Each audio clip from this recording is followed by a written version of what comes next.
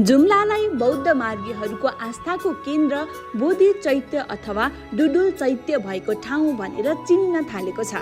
जुम्लाको पर्यटनमा यस चैत्यले नयाँ सम्भावना देखाएको छ। खस आर्यको बसोबास रहेको जुम्लामा लामो समयदेखि मुगु लगायत आसपासका जिल्लाबाट बसाइ सरेर आउने बौद्ध मार्गीहरूको बाक्लो बसोबास छ। विशेषतः मुगु जिल्लाबाट आउने बौद्ध मार्गीलाई जुम्लामा मुग्याल भनिन्छ।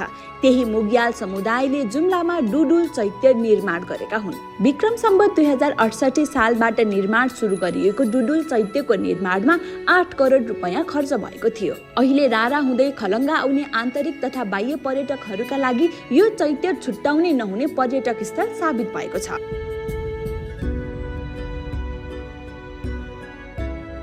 डुडुल चैत्यबाट सदरमुकाम खलङ्गाको उपत्यका देखिने भएकोले खलङ्गाको फोटो खिचाउनेदेखि भिडियो बनाउनेहरू समेत चैत्य नपुगी फर्कदैनन्।